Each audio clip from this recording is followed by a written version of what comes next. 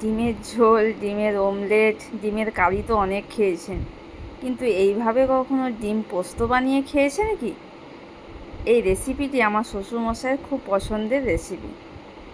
নমস্কার, আমি অপর্ণা। আমি থাকছি আপনাদের সঙ্গে অরণ্য শহরে অপর্ণার একটি নতুন এপিসোডে। এই রেসিপিটি বানানোর জন্য লাগবে 3টে ডিম, মিহি করে কুচিয়ে রাখা কিছু লঙ্কা, পেঁয়াজ এবং পোস্ত বাটা। পোস্তটি শুকনো লঙ্কা দিয়ে বেটে নিতে হবে। এবার একটি প্যান বসিয়ে নেব গ্যাসে এবং তার মধ্যে বেশ কিছুটা সর্ষের তেল দিয়ে দেবো।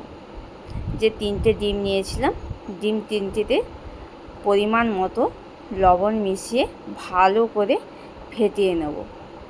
ভালো করে ফেটিয়ে নিলে সেই ডিমটি সাথে নুনটি ভালো করে মিশবে।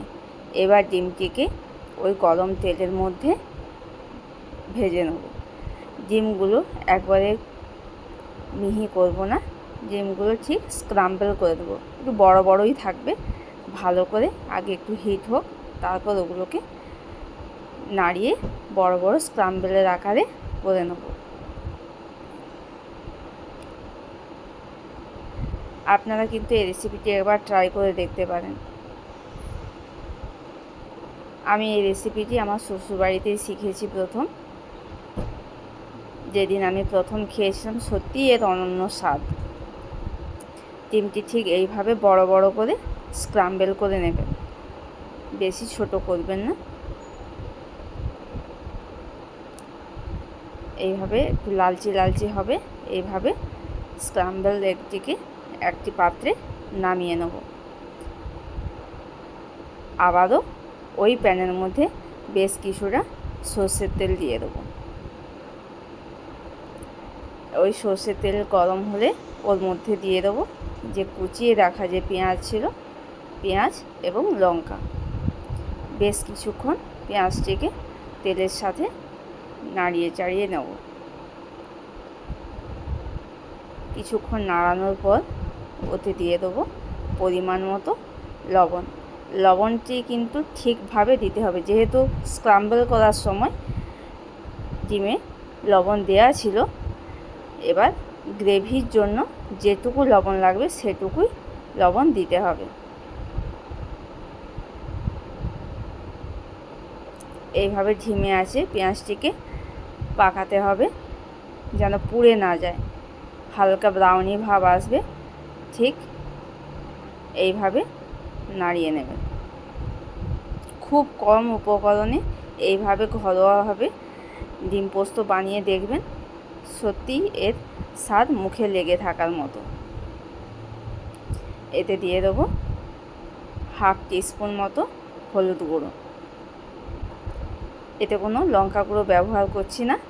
পোস্তর সাথে এইভাবে আমি শুকনো লঙ্কা বেটে রেখেছিলাম। এটা কিন্তু পিওর পোস্ত, আর অন্য কিছু মেশাবেন না, শুধু পোস্তই দেবেন। এবার পোস্ত আর বেশ কিছুটা জল দিয়ে দিলাম, দিয়ে এটিকে কিছুক্ষণ ফুটতে দেবো। এইভাবে ফুটে উঠলে ওর মধ্যে যে ভেজে রাখা স্ক্রাম্বলগুলো ছিল ওটি দিয়ে দেবো এবং পোস্তর গ্রেভির সাথে ডিমটিকেও ভালো করে মিশিয়ে নেব এবং আবারও বেশ কিছুক্ষণ সময় ওটিকে হতে দেবো।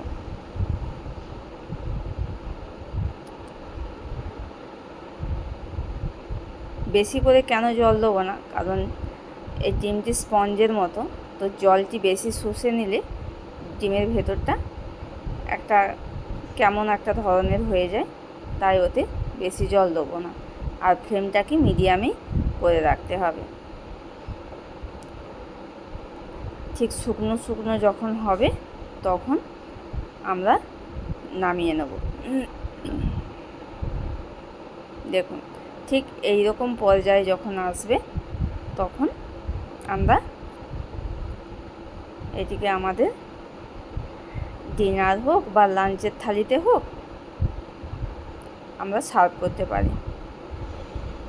এই রেসিপিটি আপনারা ডিনারে বা লাঞ্চে পরিবেশন করতে পারেন, দুটোর সাথেই খুবই ভালো যাবে। আপনারা অবশ্যই বানিয়ে দেখবেন, সত্যিই এটি অপূর্ব সুন্দর খেতে। সবাই ভালো থাকবেন, সুস্থ থাকবেন।